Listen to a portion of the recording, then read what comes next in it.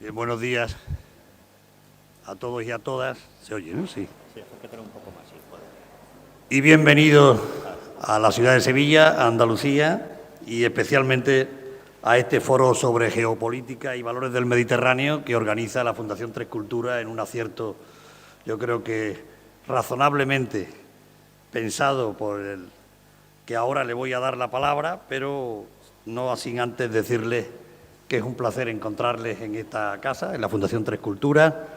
Ayer tuvimos el patronato de la Fundación, donde redoblamos los esfuerzos y el compromiso para seguir trabajando por los valores que representa esta Fundación y, por tanto, de verdad, un auténtico placer que tras el patronato de ayer podamos celebrar también este encuentro. Sin más, le voy a ceder la palabra a don José Manuel Cervera, que es el director gerente de esta Fundación.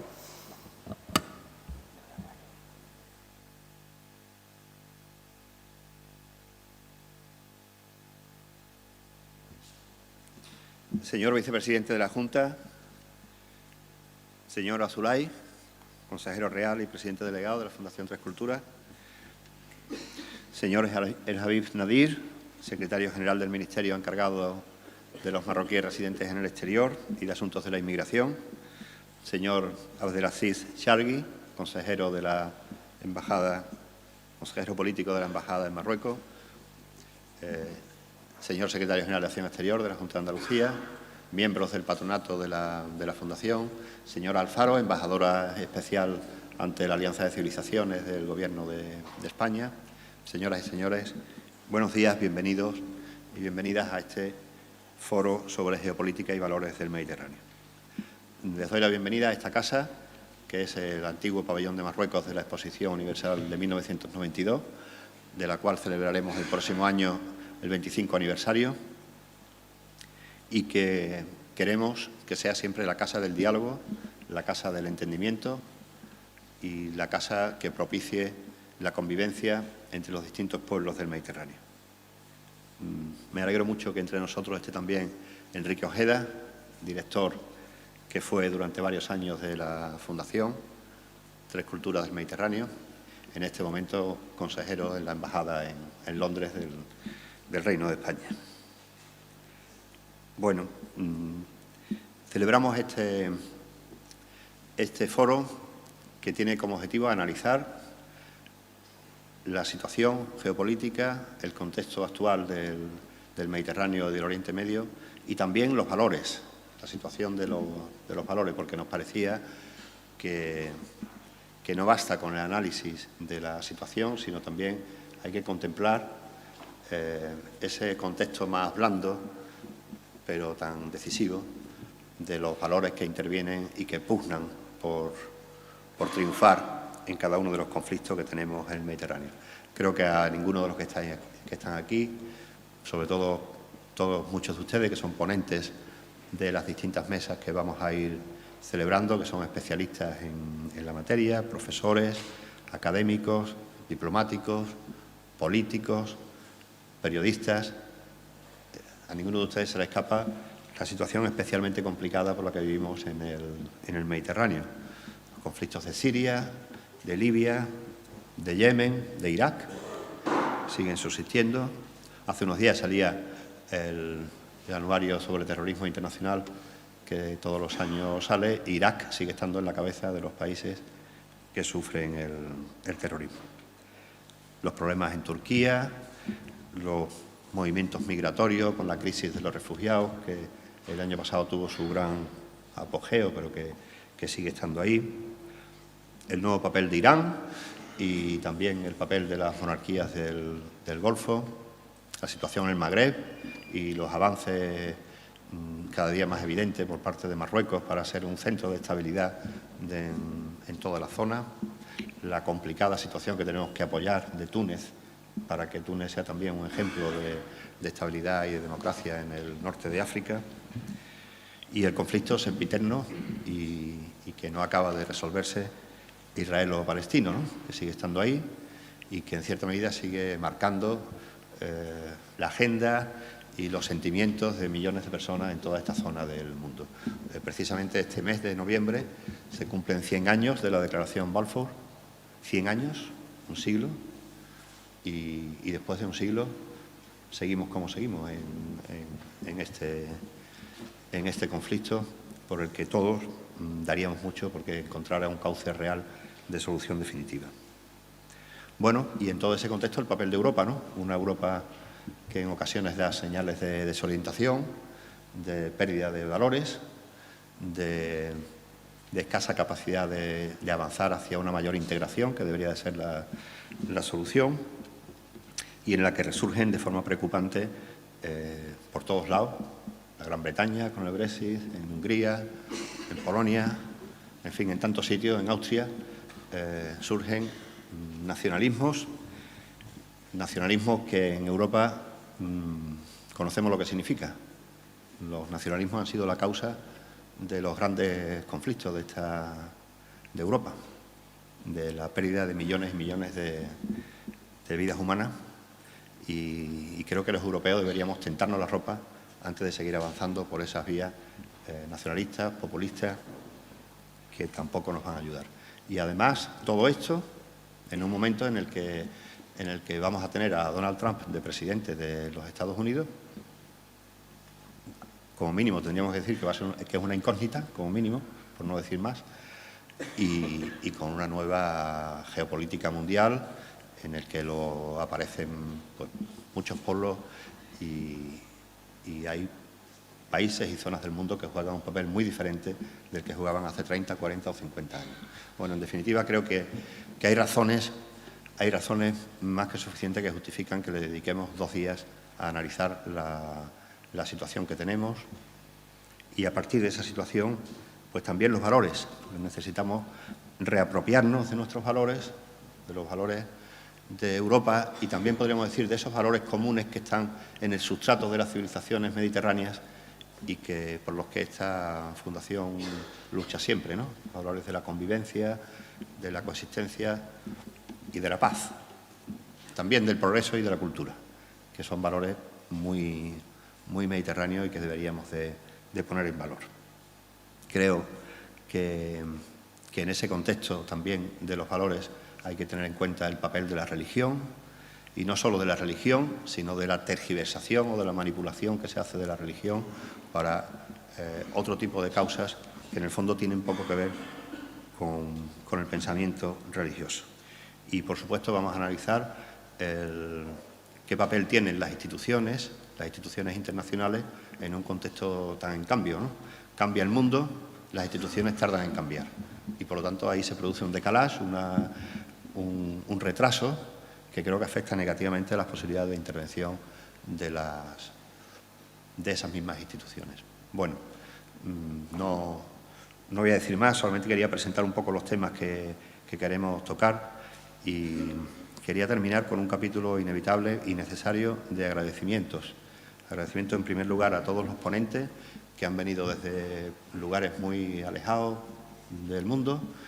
Tenemos franceses, británicos, israelíes, marroquíes, argelinos, americanos, personas que nos vienen hasta de Singapur, que agradecemos muchísimo y que creo que van a dar una altura importante a este encuentro. Quiero agradecer a la red española de la Fundación Analín, que ha colaborado con nosotros en la organización de este encuentro, y especialmente a la Casa Árabe, que es socia con nosotros en la realización también de este evento. Y, por supuesto, como es natural, al Ministerio de los Marroquíes residentes en el exterior y de Asuntos de la Inmigración, que está aquí representado hoy por su secretario general. El ministro, lamentablemente, no ha podido acompañarnos, como hubiera sido su deseo, y que el Ministerio, el acuerdo que tenemos con este Ministerio de Paternariado, nos ha permitido la realización de este foro, que es el cuarto de una serie que hemos realizado en este año dentro de ese mismo acuerdo de paternariado. Realizamos en febrero un foro muy importante sobre industrias culturales, sobre el papel de la cultura en la gestión de la diversidad. Realizamos a final del mes de marzo un encuentro muy importante, final de abril, perdón, de escritores del Mediterráneo en Granada. Realizamos un encuentro sobre el papel de la comunicación en el Mediterráneo, que hicimos en Málaga en el mes de junio, y ahora terminamos este ciclo, que ya quiero anunciarles que continuaremos en el próximo mes de marzo con la celebración de unos encuentros sobre la mujer como agente del cambio en el Mediterráneo, que celebraremos en Jerez de la Frontera a mediados del próximo mes de marzo. Y para terminar, porque me parece necesario, quisiera hacer también un capítulo de agradecimiento a los trabajadores de esta casa, que como siempre dan lo mejor de ellos mismos y que han permitido que en un contexto de muchísima presión, en el sentido de que hemos tenido muchas actividades, este foro estoy convencido de que va a ser un éxito.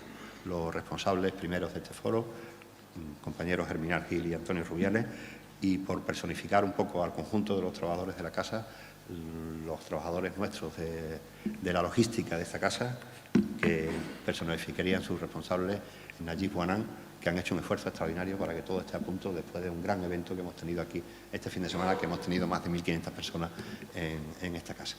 Así que nada más y muchas gracias y espero que el foro salga como queremos y que sepan ustedes que todos los de la casa, empezando por el director, estamos a su disposición para cualquier cosa que necesiten. Gracias.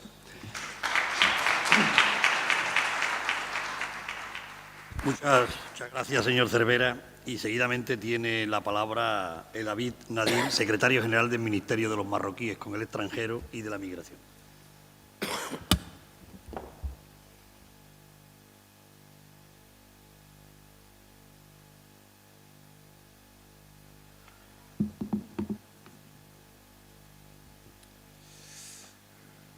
Monsieur le vice-président de la région de l'Andalousie, Monsieur Azoulay, conseiller de Sa Majesté le Roi Mohamed VI et président délégué de la Fondation des Trois Cultures, Monsieur le directeur gérant de la Fondation des Trois Cultures, Excellences, Mesdames et Messieurs, permettez-moi tout d'abord de vous présenter les sincères salutations et amitiés de Monsieur Anis Birrou, ministre chargé des Marocains résidant à l'étranger et des Affaires de la Migration, et ses excuses de ne pas pouvoir être parmi vous aujourd'hui en raison d'un récent déplacement en Guinée équatoriale pour représenter le Royaume du Maroc au sommet afro-arabe.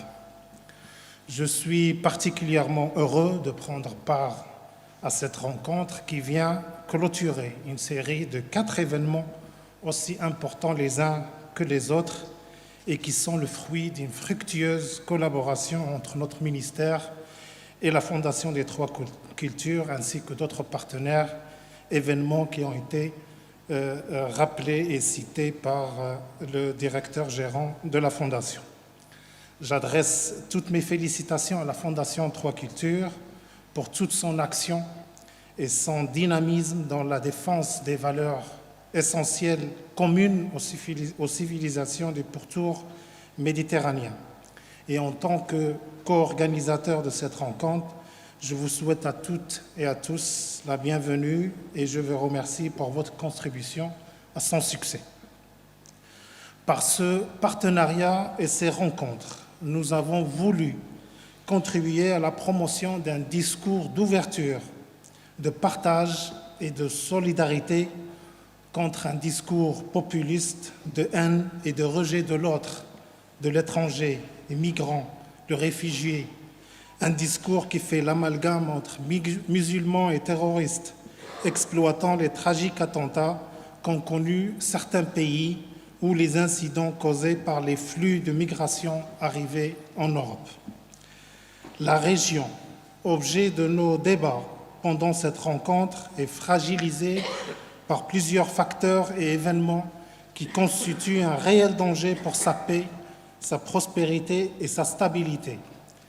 La fragilisation des institutions, l'effondrement des économies, la montée des extrémismes, l'amplification des flux migratoires sont les quelques conséquences de cette situation.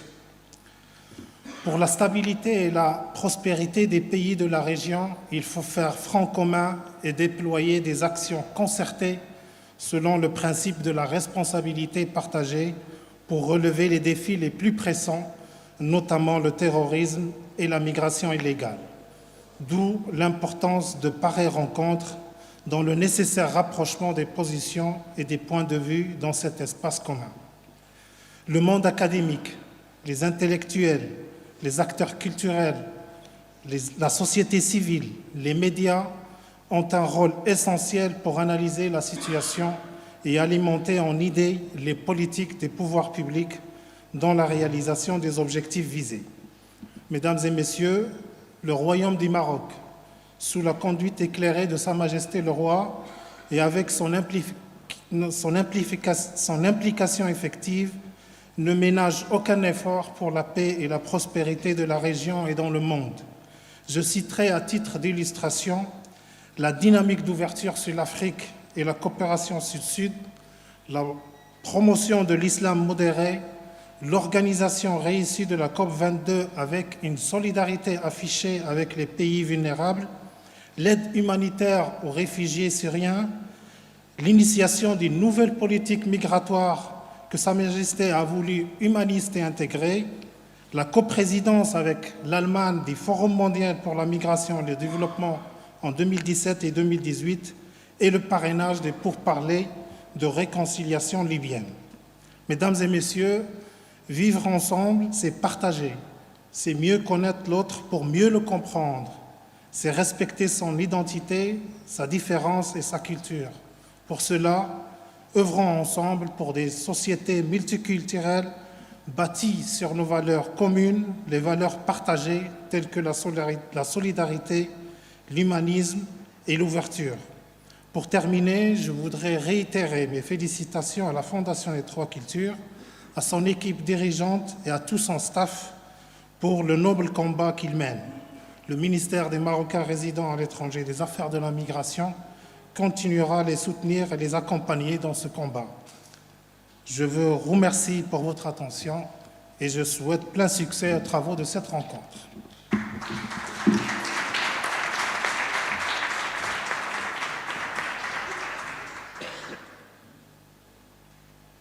Muchísimas gracias, señor secretario general, y permítanme también que vuelva a reiterarle mi bienvenida a Andalucía, bienvenida a Sevilla, y empiece saludando a don Andrea Zulay, que es el consejero real de Marruecos y copresidente de la Fundación Tres Culturas, al secretario general, que ya le di y tuve la oportunidad antes de darle mi bienvenida, el presidente Chávez, que nos acompaña también, junto con el resto de las autoridades, y a los que habéis venido desde otros países, mi agradecimiento por asistir a este encuentro.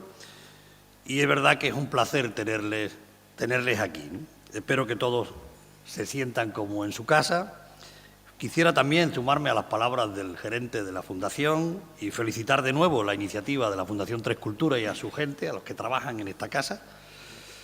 A lo largo de estos próximos días van a pasar por aquí, tan apropiada esta casa, por cierto, y tan emblemática, intelectuales, políticos, diplomáticos, profesores, periodistas, activistas, que cada uno de ellos ofrecerá su propia visión y su particular punto de vista de la problemática de este entorno del Mare Nostrum, tan complejo siempre y tan enrevesado de desentrañar en muchas ocasiones. Decía que es oportuno porque hoy más que nunca necesitamos conocer para entender. Si no sabemos, no podremos ver la realidad tal cual es. Si no conocemos, nunca podremos entender. Y, por lo tanto, nunca podremos entendernos, ¿no? Y es por eso que este tipo de encuentros son útiles, necesarios, nos aportan luz, nos abren camino, nos despejan incógnitas. Necesitamos entender y necesitamos entendernos, decía. Yo creo que Andalucía tiene muchas condiciones, precisamente para ser sede del diálogo productivo como el que precisamos, ¿no? Hoy, cuando tanto y a veces tan mal se habla de identidades en conflicto y de conflicto de culturas y civilizaciones, como andaluz debo decirles que nosotros mismos hemos participado de esa dicotomía en momentos enriquecedoras y en otros destructivas. Estamos en Sevilla, en Andalucía, y en esta tierra fuimos capaces en un momento dado de nuestra trayectoria histórica de que hombres y mujeres que provenían de pueblos, de razas, ideologías distintas, incluso enfrentadas entre sí, consiguieran, sin embargo, establecer amplios periodos y espacios de tolerancia, de convivencia y de diálogo. Durante años las ciudades de Andalucía convivieron en un equilibrio a veces muy difícil, cristianos, judíos, musulmanes. Aquí se fundían Sefarad, una de las grandes corrientes culturales de la historia judía, Al-Ándalus, un califato mítico para la memoria del Islam, y la influencia de la Castilla cristiana.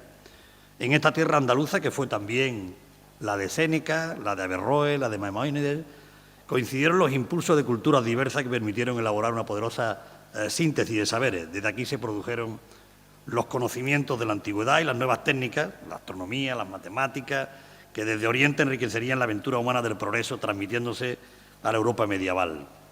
Pero no solo la historia, esa parte de la historia, es que además los andaluces estamos muy acostumbrados a ser el sur, lo somos. El sur hemos recibido desde España, el sur de Europa, y esa mirada que hemos recibido también especialmente desde el norte, que ha sido acompañada en ocasiones de cierta condescendencia, de más de un tópico y de algún recelo. Es algo ya bastante superado, afortunadamente. Bienvenido, señor Moratino. Y es verdad que superado porque la España democrática, las políticas de cohesión europea han sido un poderoso sostén para salir de una situación que amenazaba con dejar a nuestra comunidad en una situación de subdesarrollo. Pero no tengan duda de que esa trayectoria nos ha servido de un buen entrenamiento, de manera que pocas sociedades como la nuestra están tan bien preparadas para ver su propio devenir histórico, para entender a nuestros vecinos del sur, para tener con ellos una mirada compartida sobre nuestras realidades, sobre nuestros problemas y también sobre nuestras aspiraciones. Es una necesaria mirada compartida, porque la región mediterránea es algo más, bastante más que un espacio geográfico. Desde una perspectiva histórica, cultural y social, es y ha sido siempre un espacio común de contacto, un espacio común de relación, que no siempre ha respondido a una lógica de conflicto. Hoy, desde el punto de vista cultural, se ha convertido en un escenario también de conflicto, de dramas humanos, los problemas económicos y financieros, los problemas de seguridad, con el surgimiento de nuevas formas, nuevos protagonistas del terrorismo, los problemas sociales, los problemas demográficos, las oleadas migratorias y todo lo que conlleva consigo, especialmente en aspectos tan terribles y dolorosos como la pérdida incesante de vidas humanas. En efecto, como en tantas otras ocasiones de la historia de la humanidad, el Mediterráneo se convierte en un reflejo de muchos de los grandes problemas que existen en el mundo. La violencia, la desigualdad, el fanatismo, las dificultades de la gobernanza local y global. En realidad, como recordaba no hace mucho Moisés Naín, a lo que estamos asistiendo es a una nueva constatación de algo que ya nos había enseñado la experiencia de muchos siglos y sobre lo que deberían reflexionar o deberíamos reflexionar políticos, periodistas y estudiosos, que el Mediterráneo nunca ha constituido una barrera al flujo de los intercambios, sean estos de las ideas o de las mercancías, sino también, y algunas veces, de los ejércitos y de las acciones armadas. Ante esta situación, en la que es necesario reflexionar y pararse a pensar cómo podemos ayudar a resolver los problemas y transformarlos en una fuente de oportunidades para todos, un elemento fundamental es tomar conciencia. Conciencia de una cierta mentalidad mediterránea común, compartida, que no puede sino aproximar nuestras posiciones y puntos de vista y permitirnos avanzar sustancialmente en la comprensión de nuestro espacio. Esto es lo que pretendemos con iniciativas como esta, hacer una aportación, por modesta que sea, a favor de ese gran objetivo de que al Mediterráneo empiece a ser y a dejar de ser una frontera hostil y excluyente, una divisoria entre desarrollo y subdesarrollo, una zona amenazada por la inseguridad y el fanatismo, una trampa mortal para las personas y para las familias que atraviesan sus aguas buscando, cómo no, un horizonte mejor. Para que recupere su función de encuentro e intercambio y que seamos capaces de trabajar juntos por un futuro de paz. Ese es el objetivo de esta jornada. Yo no quiero alargarme y espero no ser excesivamente largo en mi disquisición, pero sí decirle que es un placer tener a todos aquí en la discusión de cómo podemos aportar nuestro granito de arena, como decía, por humilde que sea, para intentar ayudar a que la tolerancia, a que la paz, la comprensión sean los vehículos que nos acompañen. Los datos son duros, la realidad también lo es. Pero no es menos cierto que si somos capaces entre todos de entendernos, como lo hemos sido muchas veces en la historia, con toda seguridad lo afrontaremos de una manera más racional, más humana y, sobre todo, también más importante con sus actuaciones para la gente que sufre, desgraciadamente, estas situaciones. Les agradezco a todos los intervinientes, a los ponentes que vayan a estar aquí entre hoy y mañana. Y solo les solicito también que el intercambio de experiencia, de conocimiento en esta casa lo sea permanente. En el día de ayer, como decía, tuvimos la oportunidad de volver a redoblar nuestro compromiso para que esta fundación se convierta en un vínculo extraordinario de diálogo entre las tres culturas.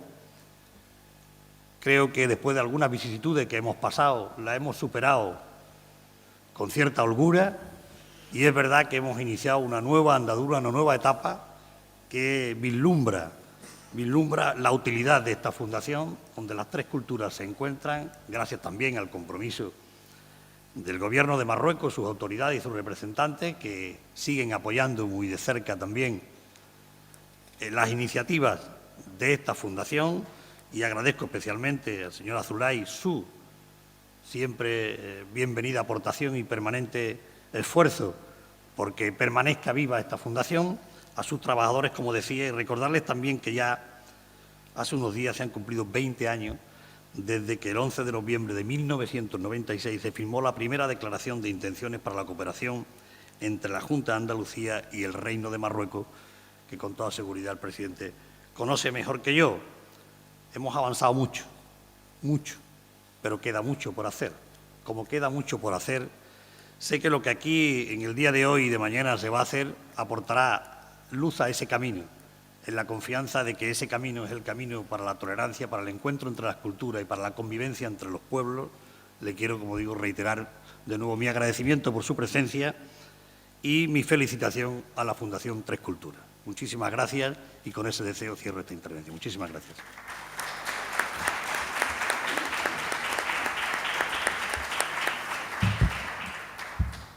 Bueno, a continuación vamos a despedir ahora al vicepresidente y a continuación empezará el señor Azulay y el señor Moratino, presentados por don Enrique Ojeda. Un minuto, please. Muy buenos días a todas, a todos. Comenzamos esta primera sesión del seminario sobre situación geopolítica y valores en el Mediterráneo y Oriente Próximo. Lo hacemos con dos de las personas que mejor conocen la realidad, los logros, los avances, los éxitos, también los problemas, los fracasos, las dificultades de avanzar en esa política de diálogo, de encuentro, de tolerancia, que entre otros busca esta institución, la Fundación Tres Culturas del Mediterráneo. André Azulay, consejero real de Marruecos, Miguel Ángel Moratinos, ministro de Exteriores del Gobierno de España del 2004 al 2010.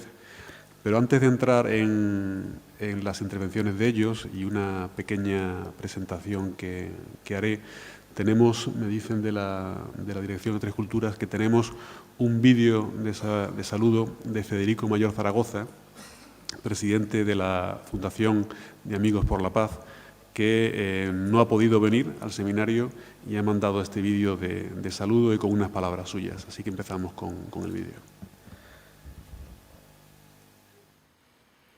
¿Cómo me gustaría acompañar hoy a los distinguidos ponentes y asistentes a este cuarto Foro Alcántara de la Fundación Tres Culturas del Mediterráneo? Qué institución más excelente. Quiero saludar a su director, José Manuel Cervera, a Marichesena, a todos los que han hecho posible que esta reunión tenga lugar. Una reunión para hablar de los puentes de diálogo y de convivencia, estos puentes que en estos momentos nos hacen tanta falta. Tenemos tanta urgencia de lazos, de puentes, de diálogo, de sustituir la fuerza por la palabra, de sustituir una cultura de imposición y de dominio por una cultura de la conversación, del encuentro, de la conciliación. Quiero saludar muy especialmente a mi amigo de tantos años, très cher ami, André Azulay, avec ton dévouement pour l'égale dignité de tous les êtres humains. Je te remercie vivement pour tout ce que toi tu es en train de faire, tout ce que tu as fait pendant plusieurs années, et je te souhaite encore plusieurs années d'action et de cette urgente mise en œuvre de cette application de traitement. Parce que nous avons aujourd'hui plusieurs diagnostics, mais nous n'avons pas. Et c'est ce que nous avons besoin maintenant. Nous avons besoin de traitement à temps. Tres chers amis, queridos amigos, quiero decirles que hablando hoy del Mediterráneo, tenemos que actuar rápidamente, tenemos que exigir que se actúe, porque el Mediterráneo es un Mediterráneo ensangrentado. Solo en lo que va de año, más de 4.000 personas. 4.000 personas que huyen o de la guerra o huyen de las condiciones inhumanas en sus propios países. Cada día mueren de hambre 20.000 personas en el mundo, al tiempo que nosotros invertimos 4.000 millones de dólares en armas y gastos militares y miramos hacia otro lado. Europa, una Unión Europea que no ha conseguido más que ser una unión monetaria. No puede ser. Esta Unión Europea que no es capaz de encontrar los medios, los recursos para asistir a los emigrantes, a estos emigrantes que huyen de sus países porque no pueden vivir en ellos. Lo conozco, directamente lo he vivido y por eso soy un poco vehemente al expresarme. No puede ser, no puede ser, en lugar de aumentar las ayudas al desarrollo, este desarrollo que tiene que ser integral, que tiene que ser endógeno, que tiene que ser sostenible, que tiene que ser humano, en lugar de aumentar la cooperación, hemos aumentado la explotación y hemos disminuido las ayudas al desarrollo.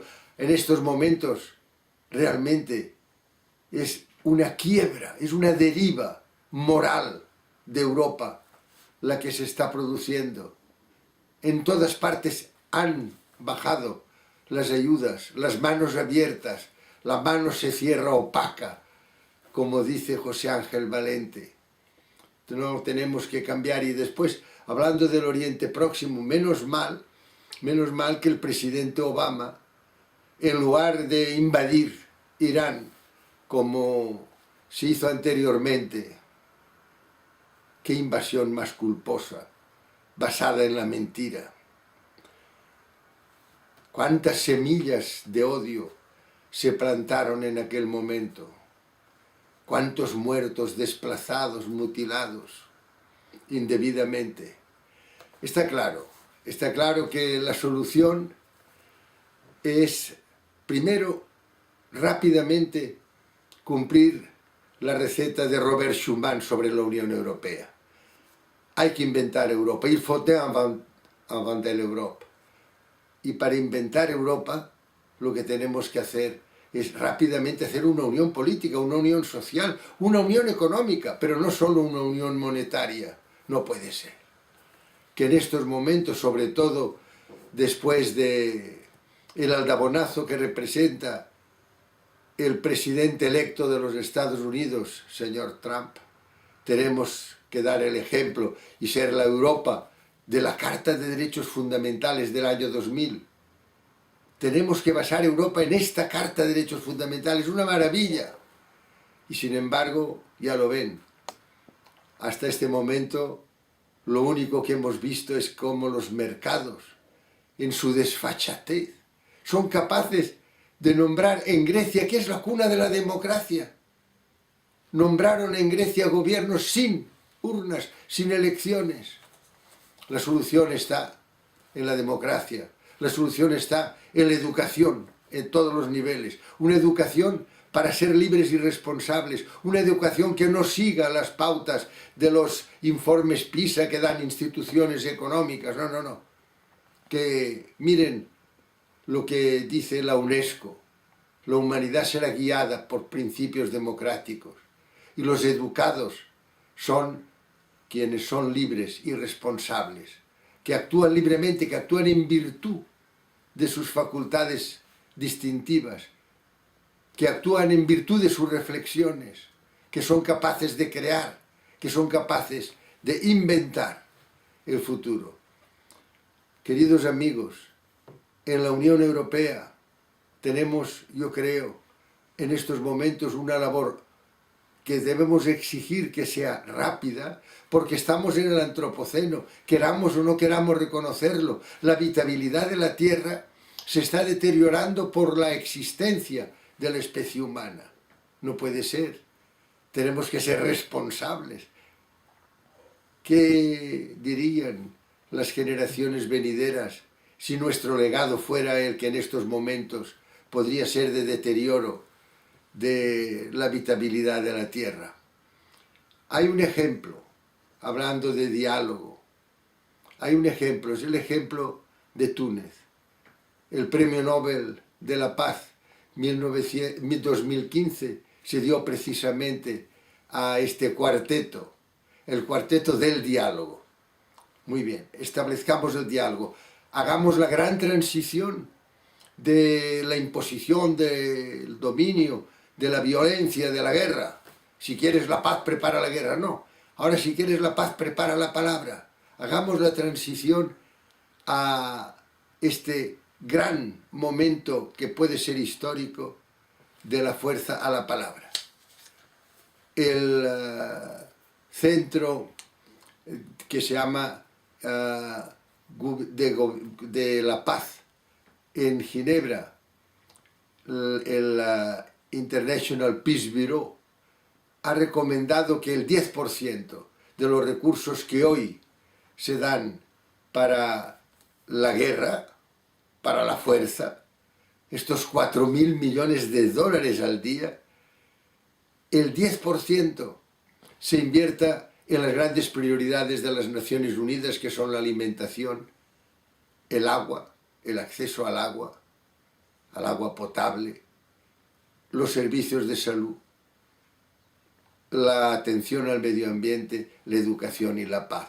Pues bien, hagamos todos posible que el diálogo, estos puentes, vayan acompañados de esta distinta manera de ver las exigencias de la responsabilidad de una generación en relación a las venideras. Queridos amigos, deseo muchos éxitos a esta reunión. Nos hace mucha falta que en estos momentos haya llamadas de atención para la acción, sobre todo en un momento en que el presidente electo norteamericano ha dicho que no seguiría los acuerdos de París. Pero qué disparate. ¿Cómo podemos pasar ni un solo instante sin protestar, pensando en nuestros hijos y en sus hijos también, en todos los descendientes que nosotros tenemos? ¿Por qué? ¿Cómo podemos nosotros mirar a los ojos de las generaciones venideras para que nos digan aquella frase terrible de Albert Camus? Les desprecio porque pudiendo no se atrevieron. Nosotros, estoy seguro, nos vamos a atrever a esta invención del mañana, y estoy seguro que este congreso, esta reunión, este encuentro de la Fundación Tres Culturas contribuirá a ello. Muchas gracias. Muchas gracias a Mayor Zaragoza por este mensaje que, a pesar de haber sido enviado y que lo hayamos visto por vídeo, guarda esa fuerza y esa lucidez que él siempre tiene en sus análisis y en sus discursos sobre el Mediterráneo.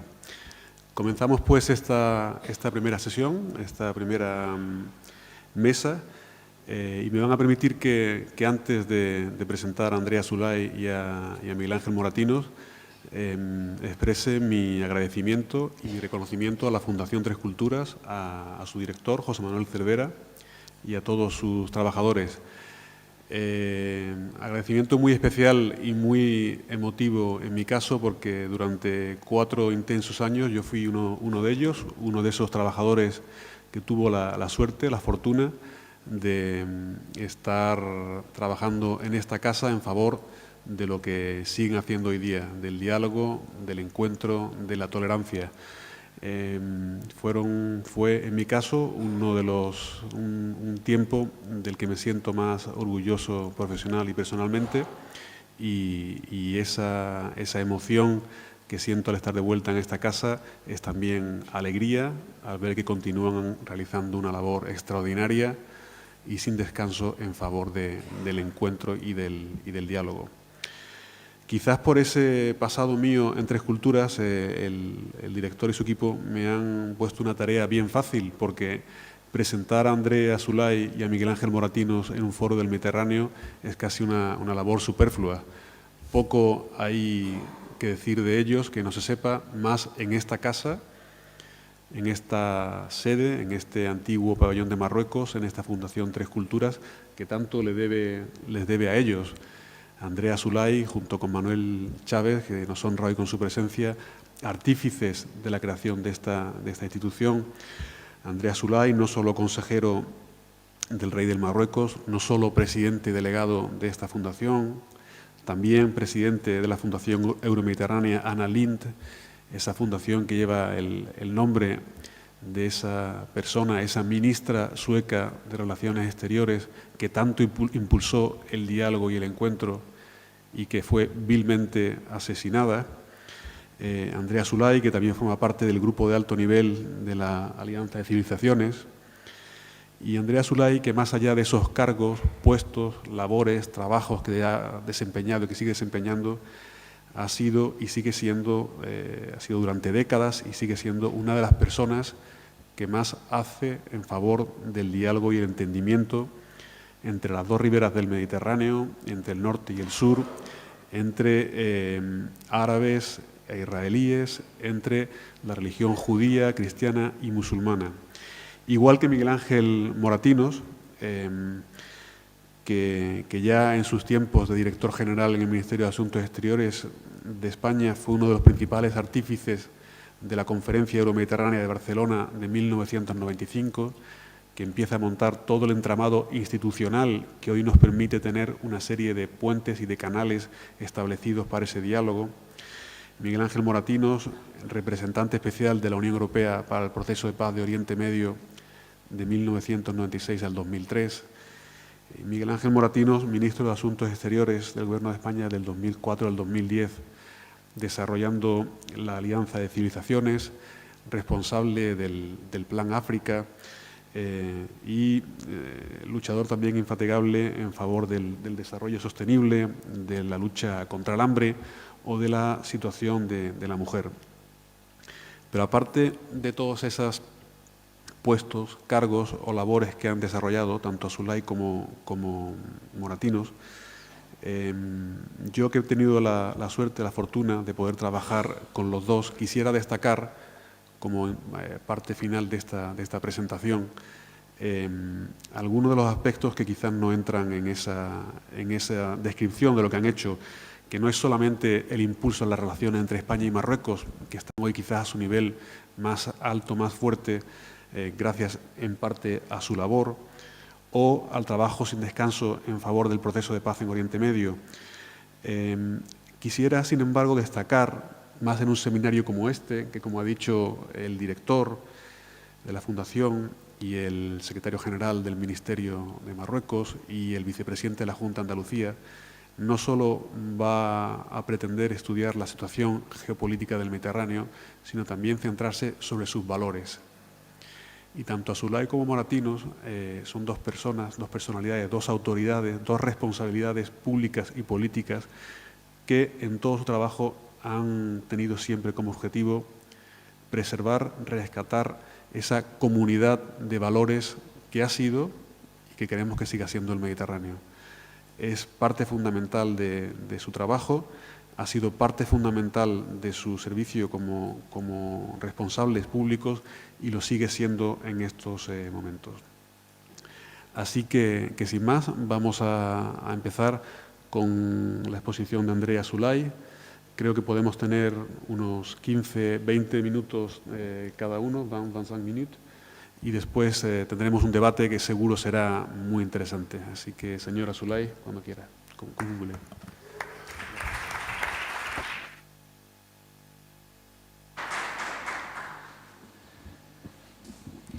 Merci Enrique et bonjour à chacune et à chacun d'entre vous. Je suis depuis très longtemps attaché et attelé à cette maison et malgré toutes ces années passées ici avec chacun et chacune d'entre vous. Malheureusement, mon espagnol ne s'est pas amélioré, donc je vais parler en français ce matin et commencer par vous dire, cher président Manuel Chavez,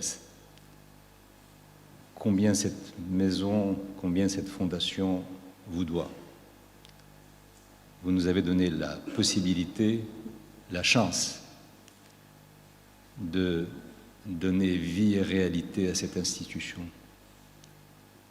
Cette institution qui est celle de la rencontre, certes, mais cette institution, quand on est ensemble en ce mois de début décembre de 2016, cette institution qui est celle de l'espoir, de la résistance et de la fidélité aux engagements qu'ensemble nous avons portés quand est née la Fondation des Trois Cultures.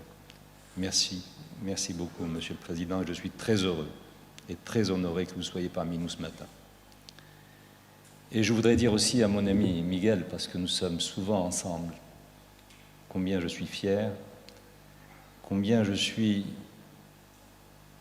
plus qu'heureux, ravi que tu sois là ce matin. Parce que nous sommes quelques-uns à ne pas accepter l'échec, à continuer à nous mobiliser contre la régression, contre l'archaïsme. Et nous avons, je crois aujourd'hui, plus que jamais, la responsabilité et la nécessité de poursuivre ce combat sans la moindre concession, sans le moindre compromis avec tous ceux qui veulent nous ramener à l'obscurantisme du Moyen-Âge. Je suis aussi très heureux que le ministre Yossi Beline soit là ce matin. Comme Miguel et comme beaucoup d'entre vous ici, mon compagnon de route, mon ami Yossi et son épouse que je salue ici ce matin, a donné à la société israélienne, à l'État d'Israël, pendant quelques années, les couleurs de la raison, les couleurs de l'espoir, les couleurs de la dignité, les couleurs de la justice, les couleurs du courage aussi. Et que Yossi soit ici ce matin, et il aurait dû avoir à ses côtés son collègue Yasser Abdrabbo, qui lui aussi a porté très haut le fanion de la paix en Palestine. Chacun d'entre nous l'écoutera avec intérêt pour déconstruire ce et pourquoi est né Oslo et ce et pourquoi Oslo n'a pas abouti encore à ce jour. Et peut-être qu'il nous dira aussi pourquoi il faut garder espoir. Je voudrais simplement, moi, évoquer 3 points, Enrique. Peut-être que ça prendra moins de 20 minutes. Le premier, c'est que cette réunion est ambitieuse parce qu'elle veut faire le tour géopolitique de notre temps aujourd'hui, et notre temps n'est pas celui de la raison. Il n'est pas non plus celui de la simplicité, il n'est pas aussi celui d'une évolution que certains d'entre nous avaient espéré. La géopolitique d'aujourd'hui, en cette fin d'année 2016, est celle de la complexité. Elle est celle aussi de la, je me répète, mais je le dis, de la régression. Elle est celle aussi de l'inquiétude. Mais vous êtes ici dans une maison, dans une institution, et qui porte le nom de Hassan II, au cœur de l'Andalousie, le nom d'un grand roi, le nom d'un grand roi d'un grand pays, le Maroc. Je suis marocain et je suis âgé d'un peu plus de 2500 ans, plus de 2 millénaires, en tant que Marocain de confession juive. Je me sens en responsabilité aujourd'hui de le rappeler, parce que dans ce temps qui est le nôtre, s'identifier pour quelqu'un de mon profil, de ma culture, de ma religion, au monde arabe, s'identifier lui-même comme arabe, comme berbère, comme bien sûr juif, n'est pas une chose ordinaire. Et je me sens chaque fois en responsabilité d'avoir à le souligner parce que mon pays, envers et contre tout, est emblématique de l'art de tous les possibles. Et c'est ce que signifie, et c'est ce que veut la Fondation des Trois Cultures. Ici, notre diversité est une chance dans cette maison. Elle n'est pas un problème. Ici, nos religions sont revisitées ou parfois convoquées et débattues pour en additionner les convergences et les atouts.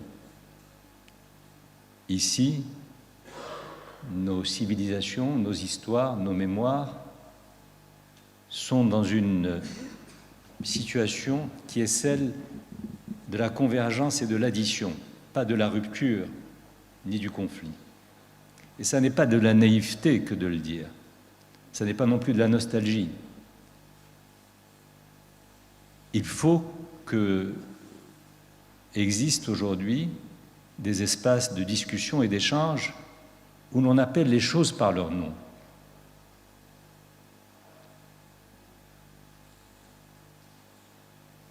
On a très vite et trop tôt et trop facilement accepté que s'introduisent par effraction, mais s'introduisent quand même dans le bréviaire des relations internationales, cette théorie scélérate et qui a fait tellement de dégâts, tellement de mal, du choc de nos religions, de la confrontation de nos cultures, de l'opposition de nos histoires respectives.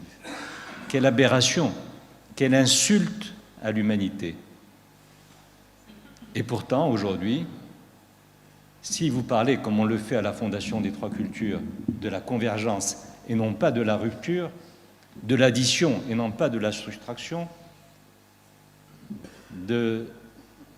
du consensus et non pas de la rupture sur toutes les valeurs qui sont aujourd'hui des valeurs universelles et qui étaient inscrites dans nos destinées communes comme presque en dehors et sans qu'elles ne puissent être remises en cause par qui que ce soit pendant des siècles et des années. Aujourd'hui, quand vous dites cela, vous n'intéressez personne. Mais quand vous développez la théorie de la rupture, quand se propage partout avec une sorte de facilité qu'aucun d'entre nous n'avait prévu, l'islamophobie, l'antisémitisme, la confrontation, cette régression, elle, fait les gros titres de la presse. C'est cette dimension que je voudrais évoquer en demandant aux équipes de la Fondation des Trois Cultures et en invitant chacun d'entre vous à nous aider dans cette démarche que moi je continue de considérer comme essentielle, c'est d'aller au-delà des conjectures politiques. Je crois que les défis auxquels nous sommes confrontés aujourd'hui ne sont pas simplement ceux de tel ou tel résultat de telle ou telle élection, c'est ce risque qui aujourd'hui se précise et s'amorce de la mutation de nos sociétés. Et c'est un défi beaucoup plus important, beaucoup plus déterminant que celui du résultat d'une élection. Une élection a un résultat une fois et ça peut changer après, au scrutin d'après. Mais si nos sociétés, elles, changent, acceptent, s'installent dans ce glissement, dans cette tendance, en passant de la modernité à l'obscurantisme, en passant de l'ouverture à la fermeture, en passant de l'acceptation de cette diversité qui est constitutive de notre humanité à la rupture, à l'exclusion, à la confrontation de ce qui fait la richesse de chacun d'entre nous dans son histoire, dans sa mémoire, dans son pays, dans sa société, dans sa religion, dans sa civilisation. Ça, c'est dangereux. Et c'est ce que nous voyons aujourd'hui. C'est ce que nous voyons s'amorcer. Moi, je ne suis pas inquiet de l'élection de tel, parce que non, c'est le jeu de la démocratie. Et ça peut changer. Mais quand je vois à quelle vitesse, avec quel succès se développe dans l'espace public, dans les think tanks, dans les médias, dans les associations, les thèses les plus régressives, les plus racistes, les plus dangereuses, les plus obscurantistes, les plus moyenâgeuses, et que nous acceptons que ce débat s'installe et que nous tolérons que les autres voix, celle de la résistance, celle de la modernité, celle de l'humanisme, celle de l'altérité, celle du progrès, elles se marginalisent, sont de moins en moins audibles, n'intéressent pas. Les salles où se débattent la convergence sont très peu dans les médias. Les salles où s'exprime le rejet, le repli, la rupture, elles font recette.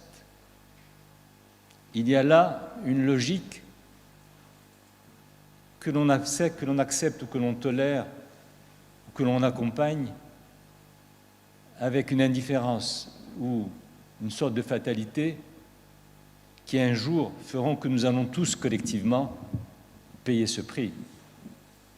Et la Fondation des Trois Cultures est un espace justement qui est là pour dire non,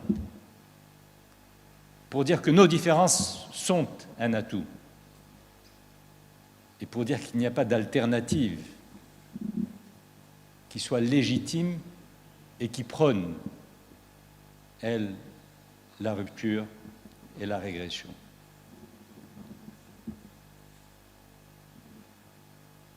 Nos sociétés civiles, et moi je le constate dans la démarche qui est la mienne de cette croisade de la résistance à la régression, nos sociétés civiles portent encore en elles beaucoup d'espoir, pour peu que l'on leur donne la possibilité de s'exprimer, pour peu que l'on reconnaisse que le jeu conjoncturel, le temps d'une élection, n'est pas celui de la finalité que l'on propose à nos sociétés, ça n'est qu'un épisode, et que nos sociétés peuvent encore aujourd'hui réagir, résister, quels que soient les aléas de l'instant. Je voudrais également, sans empiéter sur un autre panel, mais c'est un sujet qui m'est cher, je voudrais avec vous aussi très rapidement évoquer ce paradoxe et ce décalage qui existe dans les instances de régulation de notre monde aujourd'hui. Cet archaïsme que j'évoquais tout à l'heure, cette régression, les Nations Unies, l'UNESCO, toutes les organisations internationales nées des accords de Bretton Woods il y a de cela fort longtemps, débattent, mobilisent des moyens, mobilisent des institutions, des personnalités, des leaders d'opinion. On l'a vu de bout en bout, et j'ai eu le privilège, comme le rappelait Enrique tout à l'heure, d'appartenir par exemple au groupe de l'Alliance des civilisations qui est né dans ce pays, qui est né de la volonté et de la lucidité de l'Espagne. Et vous savez, l'Alliance des civilisations, c'est le langage politiquement correct dans le code habituel des relations internationales. En réalité, pour ceux qui, comme moi, ont eu le privilège d'appartenir à ce groupe de haut niveau des Nations Unies, l'agenda qui nous a été proposé, c'est de dire très directement Comment est-ce que nous en étions arrivés là dans nos relations, dans les relations de l'Occident et de l'islam? Parce que l'Alliance des civilisations, elle est née au lendemain des attentats de Madrid. C'était 2004. Et le gouvernement espagnol à l'époque a eu cette initiative, grande responsabilité, de grande lucidité, de vouloir mobiliser la communauté internationale pour dire « halte là ». Comment est-ce que cela a pu se produire et comment en sortir? On a travaillé pendant un peu plus de 2 ans, on a présenté un rapport. Ce rapport a été adopté par l'Assemblée générale des Nations unies. De nombreuses années après, si on devait s'interroger sur la mise en œuvre de ce que notre résolution a proposé, on verrait que le résultat est celui du zero-sum game. On n'avance pas. L'UNESCO qui est là pour faire dialoguer nos cultures, avec beaucoup de moyens, et avec le consensus de la communauté internationale. Quand on voit où nous en sommes aujourd'hui, comment est-ce que l'on peut parler de dialogue? Comment est-ce que l'on peut parler de résilience de nos valeurs quand on parle d'altérité et d'optimisation de nos différences? Le constat est accablant. Donc je crois qu'on ne peut plus, et je pourrais dire la même chose des ensembles régionaux, pas seulement des ensembles, des organisations nées de Bretton Woods. Et dans cette Méditerranée que nous revisitons aujourd'hui, et nous sommes ici dans cette partie la plus exaltante, la plus emblématique de la civilisation andalouse qui continue de porter tous nos espoirs.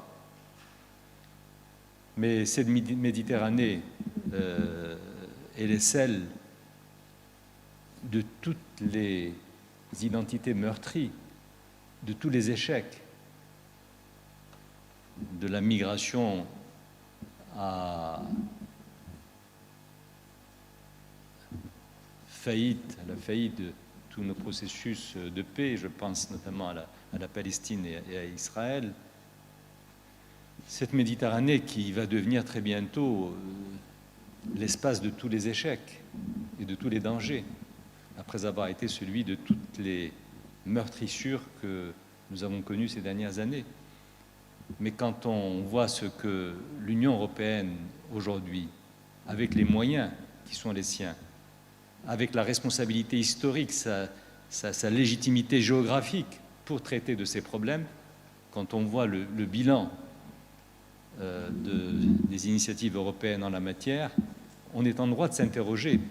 Et je crois qu'il est important aujourd'hui de prendre la juste mesure de ce décalage qui existe entre cette fiction, ce film de fiction que nous proposons à nos sociétés à travers les débats des Nations Unies, à travers les grandes initiatives euro-méditerranéennes qu'a prises par exemple l'Union européenne, et qu'on en voit le résultat. Ce sont 2 démarches ou 2 réalités qui se superposent mais qui ne se rencontrent jamais dans les objectifs que nous nous sommes fixés. Est-ce que le moment n'est pas venu de dire que peut-être l'ensemble de ces dispositifs doit être revu et corrigé et réformé? Chacun sait ce qu'est cette logique de l'exclusion, par exemple, dans le fonctionnement des Nations Unies, des ensembles géographiques, économiques, culturels, humains qui vont faire le monde de demain. Est-ce que l'on peut encore accepter, par exemple, que l'Afrique n'existe pas dans les instances de décision et de régulation du monde?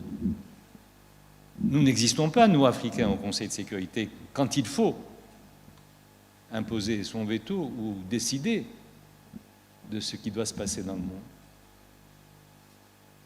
C'est totalement injuste, dangereux et irréaliste de penser que ça peut continuer encore à fonctionner alors que l'on sait que l'avenir du monde, c'est très largement en Afrique qu'il se jouera demain. L'Inde n'a pas de voix au Conseil de sécurité. Et combien d'autres grands ensembles, aujourd'hui, continuent d'être exclus des espaces de décision de la communauté internationale quand nous sommes confrontés à tous ces échecs qui sont les nôtres aujourd'hui. Et peut-être que justement, cette régulation ancienne doit être revue et corrigée. Elle a fait son temps. Les institutions de Bretton Woods étaient les bienvenues et les plus légitimes au moment où elles ont été créées, après la Deuxième Guerre mondiale. Mais aujourd'hui, en 2016, et quand nous sommes confrontés à tous ces échecs, à tous ces dangers, à toutes ces régressions, est-ce qu'on ne doit pas s'interroger sur le fait que nous sommes dans un univers qui n'est plus régulé avec les méthodes, les règles du jeu qui sont susceptibles d'apporter des réponses à ces défis d'un autre âge que nous avons laissé s'installer dans nos sociétés. Il y a un panel qui sera chargé de délibérer et de discuter peut-être de ces propositions que la Fondation des Trois Cultures pourrait apporter, non pas dans les instances internationales, mais au sein de nos sociétés civiles, parce que nos sociétés civiles ont le droit aussi de s'interroger, ont le droit de s'exprimer, ont le droit de proposer. Voilà, mesdames et messieurs, je voudrais terminer et conclure sur la singularité de mon pays, le Maroc. Le Maroc a voté une nouvelle constitution il y a un peu plus de 5 ans, en 2011, une constitution que je rappelle souvent dans cette grande maison, dans ce pavillon Hassan II, au cœur de l'Andalousie. La constitution marocaine dit dans son préambule que le Maroc, le royaume du Maroc,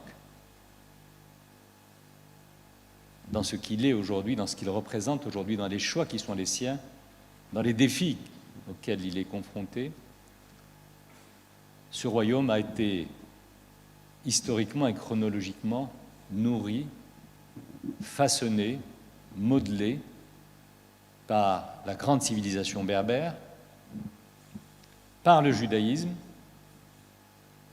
et très longtemps après par la grande civilisation arabo-musulmane, par l'Afrique, par l'Andalousie. Et je crois que nous sommes le seul pays au monde à avoir accepté, voulu, écrit dans son texte fondamental cette addition de toutes nos civilisations. Et quand on parle de civilisation, elles ont leur spécificité religieuse, leur spécificité culturelle, leur spécificité philosophique et morale. Il n'y a aucun autre pays au monde, à ma connaissance, dont la Constitution dit, avec cette rigueur, avec cette honnêteté, ce détail, ce cheminement. Et c'est en terre d'islam que ça se passe. Et c'est en Afrique du Nord que ça se passe. Et c'est au Maghreb que ça se dit. Je le rappelle toujours parce que c'est une sorte de traumatisme. Quand nous avons voté ce texte, je pensais que le lendemain, en ouvrant le New York Times, Le Monde ou El País, ça ferait la une. Voilà le monde arabe, voilà le monde musulman qui dit la modernité la plus forte, la plus audacieuse, la plus responsable au reste du monde. New York Times, non. Le Monde, 3 lignes. El País, un peu plus. Et pourtant. Et nous sommes dans cette cécité, dans cette myopie, dans cette incapacité à discerner justement cette dimension emblématique du progrès quand il s'exprime, et de l'espoir quand il se concrétise, et de la vérité quand elle s'installe dans un texte pour un pays qui est fondamental, qui est sa Constitution. Donc je dis, le Maroc n'est pas porteur de toutes les vertus. Je ne veux pas ici simplement, en tant que citoyen marocain et conseiller de Sa Majesté, vous dire que tout est magnifique, tout est beau, tout marche formidablement. Nous sommes confrontés à des défis, nous sommes confrontés à des échecs, à des réussites. Nous sommes un pays ordinaire, mais une grande nation. Grande nation par sa capacité justement à dire non à l'exclusion, à dire non à la confrontation de nos cultures, de nos religions, de nos civilisations.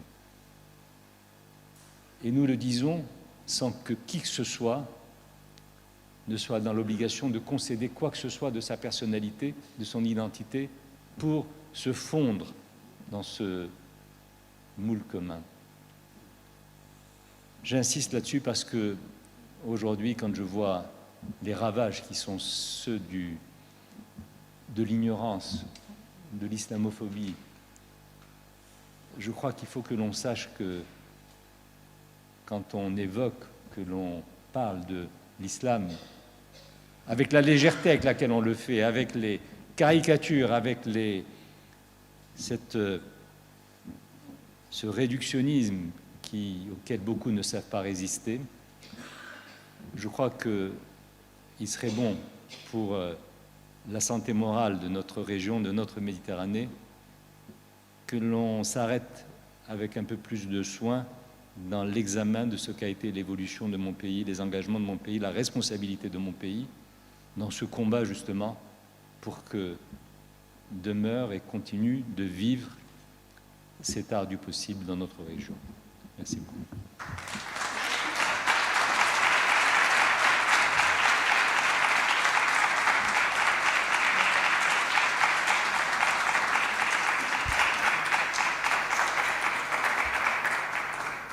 Muchas gracias a Andrea Zulay por sus palabras, por esa llamada de atención, esa visión de saber distinguir entre lo temporal, que puede ser una elección presidencial en algún país, o esos cambios mucho más importantes y permanentes, esa mutación de nuestras sociedades contra las que él ha alertado, esa regresión, ese Mediterráneo con posibilidad de convertirse, según ha dicho él mismo, en el espacio de todos los peligros. También recordando esa cita tan bella, tan dura también, que hacía Mayor Zaragoza del poeta José Ángel Valente, ¿no? Esa mano que se cierra opaca.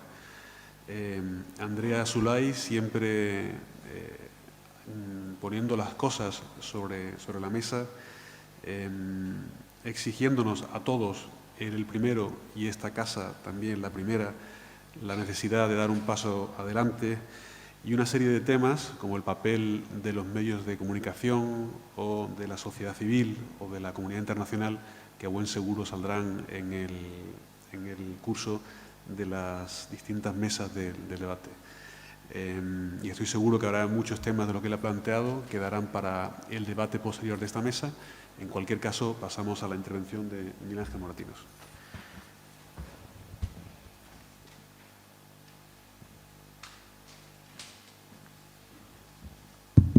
Buenos días. Para mí también es un gran honor, una enorme satisfacción volver de nuevo a la Fundación de las Tres Culturas.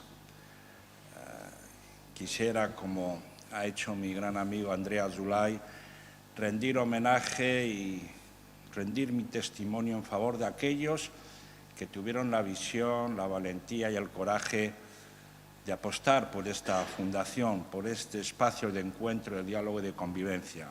Y, como no, a mi amigo el presidente Manolo Chávez.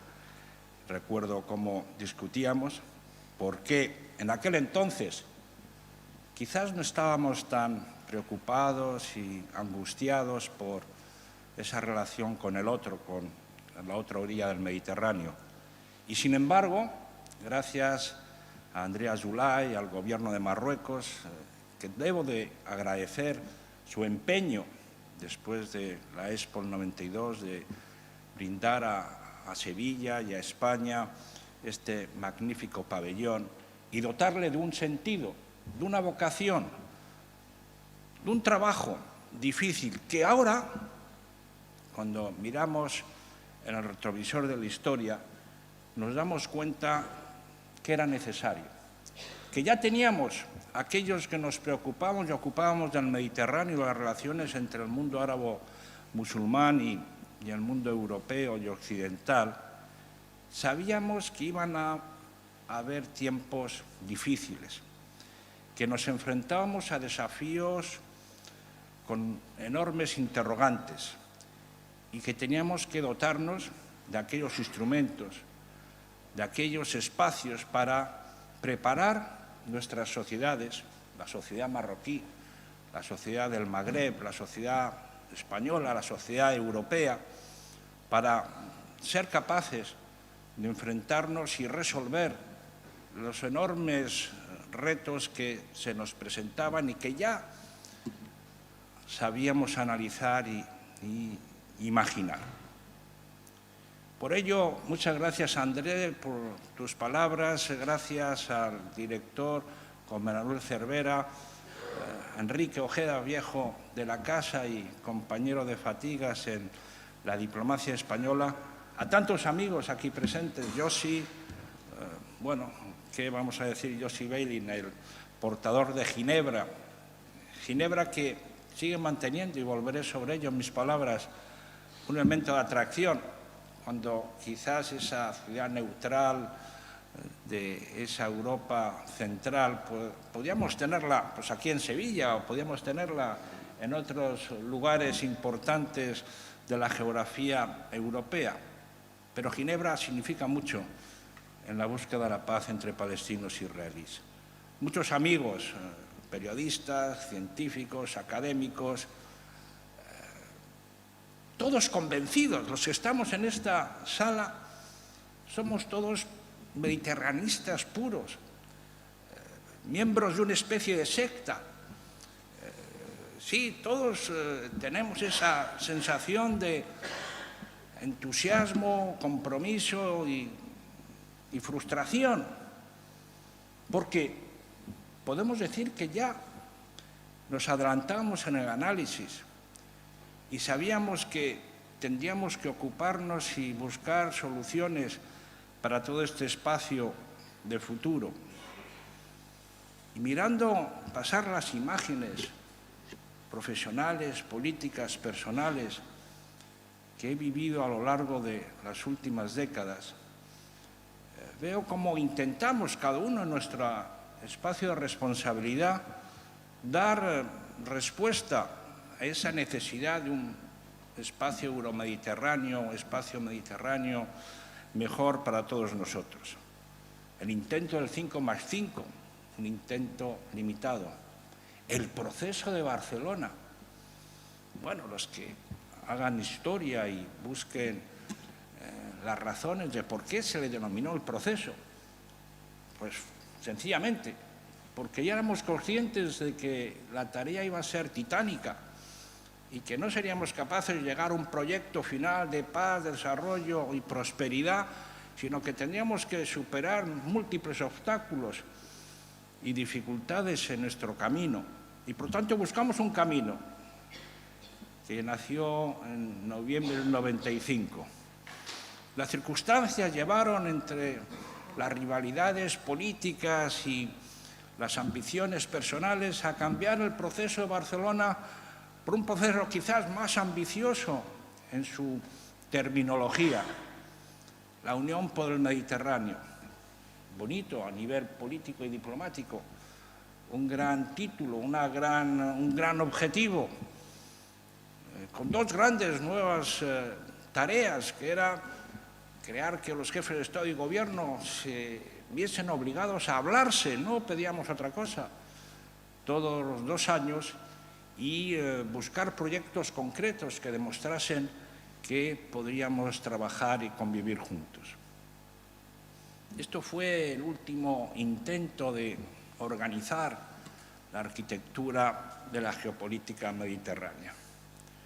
Y sin embargo, y aunque a pesar de que tanto ya en Barcelona en el 95 como posteriormente teníamos una mirada hacia las sociedades, hacia esa sociedad civil que no entendía y sufría, sobre todo en el lado sur del Mediterráneo, las contradicciones de este mundo en cambio y en plena mutación, se crearon los foros civiles y tuvimos la suerte de tener a Andrea Azoulay dirigiendo la Fundación Annalint, donde logró movilizar a una red importante de ONGs y de think tanks y de centros de investigación para ir creando esa cultura común, colectiva, mediterránea.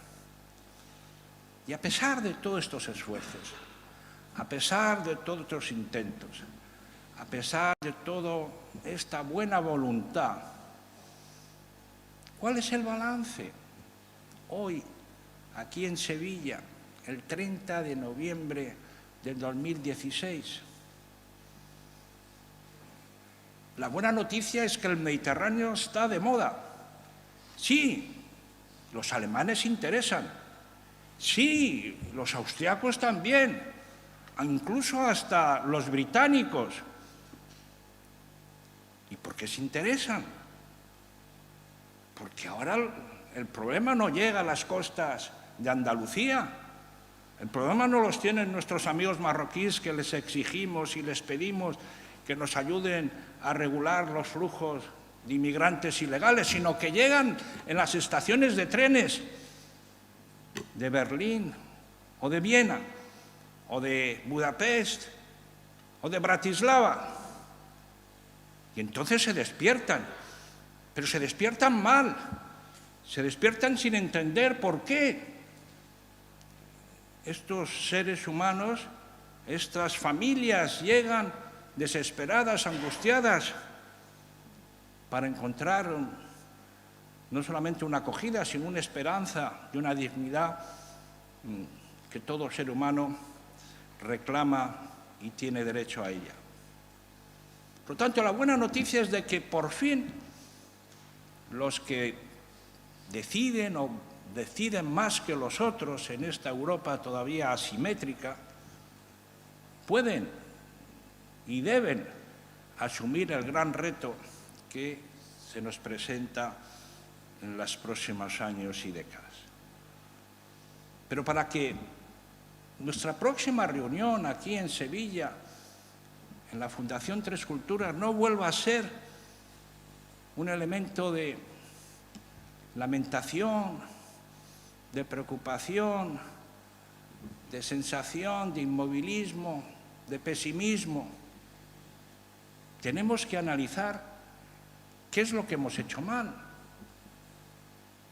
¿Por qué no hemos logrado establecer un espacio de paz, de solidaridad y de prosperidad en este espacio tan vital y tan importante para todos nosotros?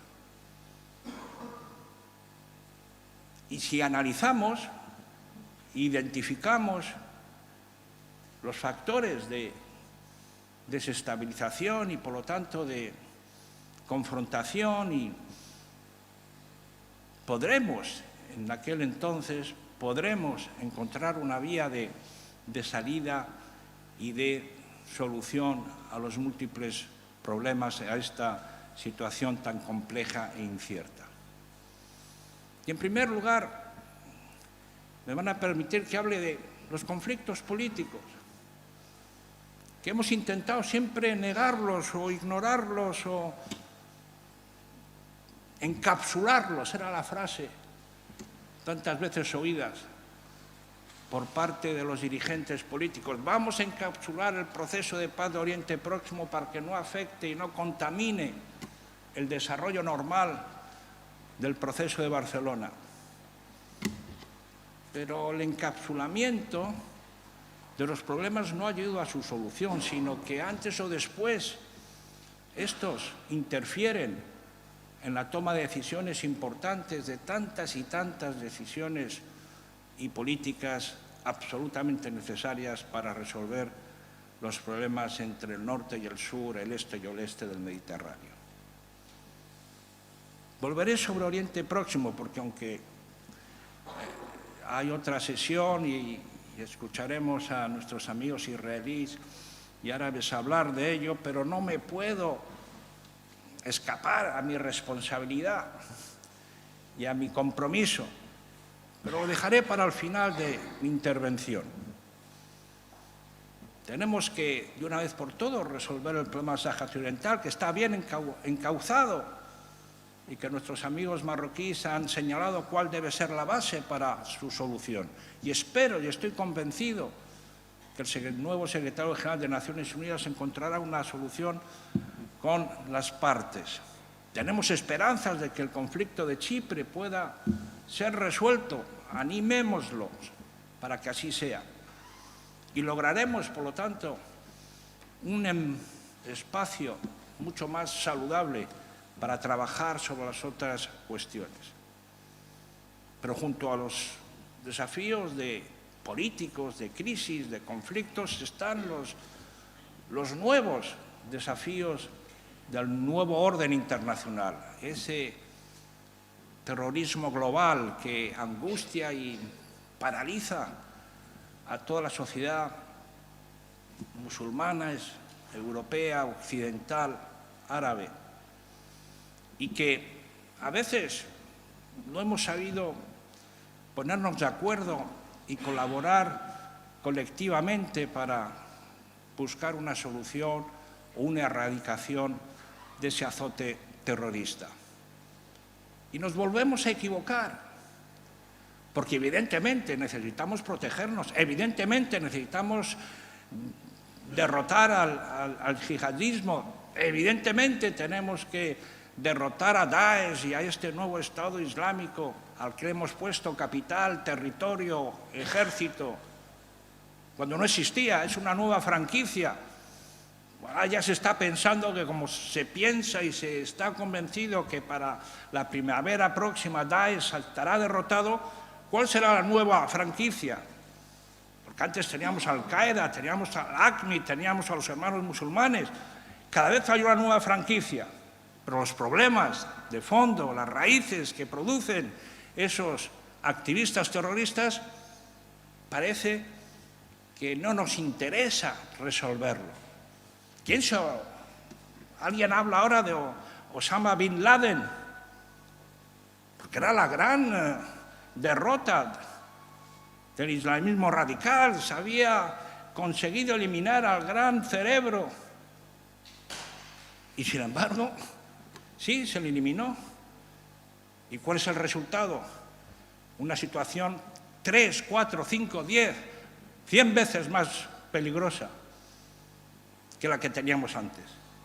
Por tanto, los conflictos y la raíz de los conflictos tienen que ser un elemento esencial de la actividad política y diplomática. Y por eso el caso de Siria, al que no hemos aludido hasta ahora, debía ser el objetivo principal de esa Unión Europea, a la que con todo sentido interpela a nuestro amigo Andrea Azoulay. Sí, esa Unión Europea que está ausente, queridos amigos. No se la conoce, no se la ve, no se la oye, no se moviliza, cuando en definitiva es la que recibe los resultados de esa falta de política. Y la recibe en términos de migración, de terrorismo, de refugiados. Y sin embargo, cuando hay una reunión importante en Viena para resolver si se sigue bombardeando Alepo o no, no se dejan entrar a la diplomacia europea. No entran en la sala a la diplomacia europea. No es que se queden fuera o estén, no entran. Son los norteamericanos y los rusos y los turcos y los cataríes y los saudíes los que tienen el derecho de diseñar el futuro de ese Oriente Medio, de ese Levante, que ya cumple 100 años desde Sykes-Picot. Por lo tanto, ir a la raíz de los problemas en los que podrá dar solución a todos estos problemas y desafíos. Pero esos problemas políticos y de seguridad no serán suficientes si no abordamos los problemas económicos, la disparidad social entre el norte y el sur. ¿A qué espera la Unión Europea? ¿A crear una institución financiera para promover la inversión, el capital riesgo, la pequeña y mediana empresa? ¿Qué hace la Unión Europea? Hoy creo que hay una reunión importante en Túnez, donde estará el primer ministro francés y anunciarán grandes sumas de dinero que nunca llegarán para crear empleo y desarrollo en ese gran país como es Túnez? ¿Por qué tuvimos un banco de desarrollo y reconstrucción europeo que funcionó y permitió a los países del este y del centro de Europa reconstruirse y preparar su ingreso en la Unión Europea? Y cuando hablas a los ministerios de Economía y Finanzas de los europeos, dicen que eso de una idea, una entidad financiera, un banco mediterráneo, eso no tiene ni pies ni cabeza. Tendremos que reflexionar cómo podemos reducir ese déficit, ese gap entre el norte y el sur del Mediterráneo. Y en tercer lugar, y lo he explicado y no voy a extenderme más porque comparto plenamente ese alegato brillante y excelente que ha hecho Andrés sobre el elemento esencial de nuestras identidades compartidas. La tendencia es preocupante. La tendencia, después de haber muchos de nosotros luchado por crear esa convivencia, palabra mágica del diccionario castellano, de buscar esa alianza de civilizaciones, de eliminar las identidades asesinas, como diría Amin Maalouf, de buscar la inclusión y no la exclusión, de buscar el entendimiento y el respeto. Tantas horas de esfuerzo, de pedagogía, de enseñanza. ¿Y cuál es el resultado? Que hoy, en lugar de hablar de la agenda económica y social en las próximas elecciones europeas, ya sean en Hungría o ya sean en Alemania, ya sea en Francia, se habla de identidad. Lo que moviliza a las sociedades para el electorado de unas elecciones presidenciales francesas es la identidad. O se es francés o no se es francés. O se refleja los principios de la République, liberté, égalité, fraternité, o si no, ya estamos en el gran debate del burkini sí, el burkini no, en las playas de nuestro vecino del norte. La identidad, y eso incluso un partido socialista francés. No hablamos de la precariedad, de la situación en los distintos barrios obreros y socialmente desprotegidos. No hablamos de la necesidad de creación de empleo y desarrollo, no hablamos de una agenda de sostenibilidad, no hablamos de los grandes temas del futuro de una sociedad, no hablamos de identidad, porque la identidad es lo que nos va a dar los votos y nos va a dar la elección para poder ser en el futuro presidente de la República Francesa. Ese es el peligro, esa era la amenaza que nos quería señalar de manera elegante y culturalmente mejor expuesta que la mía por parte de Andrea Azoulay. Pero ambos llevamos la mediterraneidad en la mente y en el corazón. Es por eso, se habrán dado cuenta que no necesitamos papeles para hablar. No necesitamos notas, speaking notes, no. Porque creemos en este futuro del Mediterráneo. Y por ello no vamos a bajar los brazos. Por ello hay que seguir en este combate de recuperación de lo que denominaría el renacimiento mediterráneo. Estamos en múltiples iniciativas, desde el propio IPMED, que busca esa relación entre el Mediterráneo, Europa y África, hasta una nueva iniciativa apadrinada por los suizos, que buscan hacer un enfoque diferente para buscar y lograr respuestas más eficaces. Los gobiernos serán los que al final tomen decisiones políticas y, lógicamente, no podemos ignorarlos, todo lo contrario. Pero están distraídos, están confusos, tienen miedo en tomar decisiones. Se habrán dado cuenta que llevamos prácticamente desde el año 2008 y del año 2013, en la última reunión que hubo, 2008, de la Unión por el Mediterráneo, no ha habido ninguna iniciativa, ninguna propuesta, aunque las propuestas no logren fraguar resultados inmediatos. Nuestra Unión por el Mediterráneo, nuestro querido secretariado, nuestro amigo Fatah Al-Sigilmasi, un gran diplomático marroquí, hace lo imposible, pero es como una nave que va en el mar, no sabe con qué dirección, está para no naufragar, pero nadie le ayuda. Nadie le ayuda. O sea, ¿quién puede ayudar? La sociedad civil. Y por lo tanto, lo dice un político o expolítico, es político todo el tiempo, ¿no? Necesitamos un enfoque, como dirían los anglosajones, bottoms up, no top down, de abajo arriba. Necesitamos que las sociedades civiles, los think tanks, se movilicen. Y ya en Ginebra tenemos más de 50 think tanks euromediterráneos que están trabajando para preparar un libro blanco. Y lo presenté la semana pasada en el Parlamento Europeo, precisamente para que las instituciones europeas se hagan eco de esta demanda de que necesitamos más Mediterráneo. Queridos amigas y amigos, yo creo que estamos en un momento clave del futuro del Mediterráneo, pero para iniciar el camino en terreno firme y no ocultarnos de los graves problemas que tiene el Mediterráneo, iniciaríamos un nuevo caminar de manera negativa si no nos preocupásemos urgentemente del conflicto de los conflictos, que es el conflicto israelo-palestino. Parece que es una nostalgia personal de André como judío marroquí o de Miguel Ángel Moratinos, que ha batallado tantos años en favor de una solución de paz entre israelíes y palestinos, entre israelíes y el mundo árabe. Y no lo es.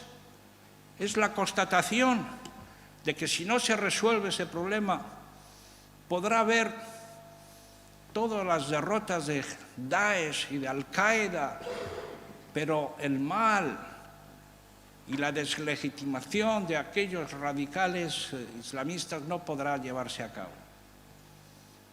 Y qué tristeza observar hoy, en 2016, la situación en el denominado también proceso de paz entre palestinos y israelíes.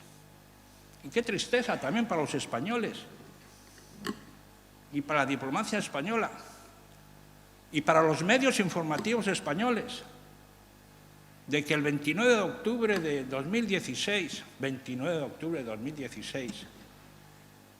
se cumplían 25 años de la Conferencia de Paz de Madrid. Yo mandé un artículo, nadie me lo publicó. No hubo una sola referencia en ningún medio informativo español de esa cita histórica que iniciaba la posibilidad de paz y de estabilidad en Oriente Próximo. Una paz olvidada, una paz abandonada.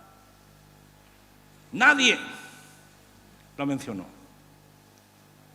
Bueno, podemos tener otra nueva oportunidad, ya quizás con menor protagonismo español, pero el protagonismo español es indiferente, no es necesario, salvo el compromiso que debe tener la sociedad española y el gobierno español para encontrar una solución. Pero 2017, para todos aquellos que nos hemos ocupado de Oriente Próximo, refleja un año en donde se concentran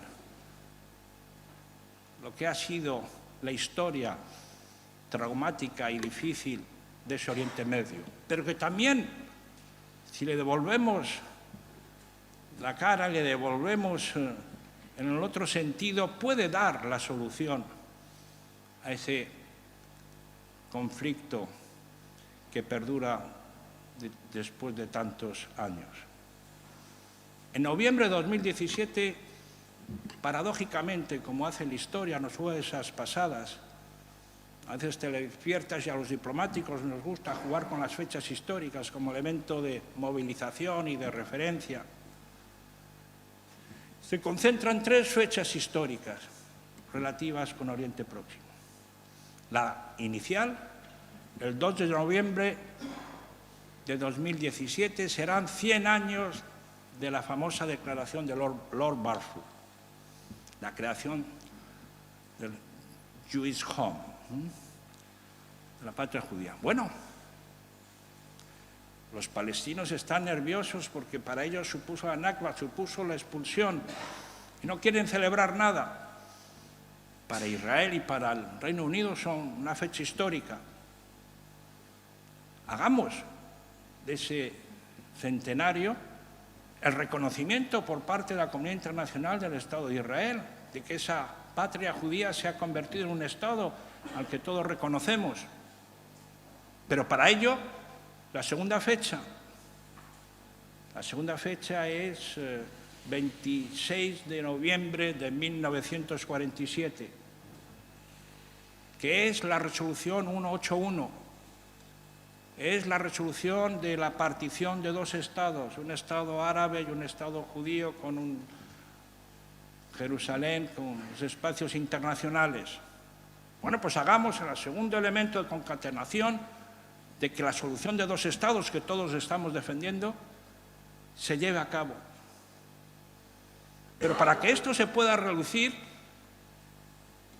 recordemos la fecha del 22 de noviembre de 1967, 50 años del final de la Guerra de 6 días y de la resolución 242, en donde se pedía a Israel que pusiese punto final a la ocupación y devolviese los territorios. Porque sin devolución de territorios no puede haber paz. Por tanto, hagamos de esas tres fechas históricas un elemento de catalizador de esa voluntad de paz. Pero para eso, queridos amigos y amigas, hace falta diplomacia, hace falta intensidad en el compromiso político. Y espero que Europa, ante la nueva administración norteamericana Trump, asuma sus responsabilidades. ¿Qué va a hacer Europa? ¿Se está preparando Europa para cualquier decisión que vaya en contradicción de lo que es la legalidad internacional y lo que ha sido el legado del mundo occidental y europeo hacia Oriente Próximo? Por lo tanto, Europa tendrá que asumir su responsabilidad para mantener los principios y los valores. Sí, querido Enrique, principios y valores son los que definen un proyecto mediterráneo de futuro. Concluyo, queridos amigos y amigas, para decirles que es bueno, es satisfactorio el reunirnos de nuevo aquí en Sevilla, en la isla de la Cartuja, en este magnífico pabellón de Hassan II y de Marruecos, en esta Fundación Tres Culturas.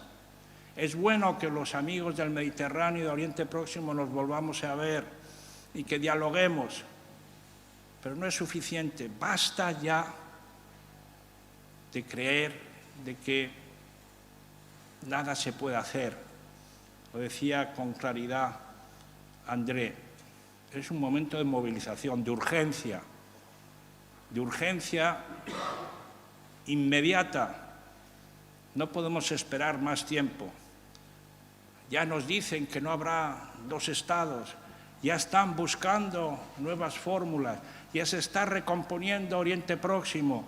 Lo están haciendo aquellos que no son mediterráneos, aquellos que no conocen la historia difícil, dramática que hemos tenido que vivir los mediterráneos.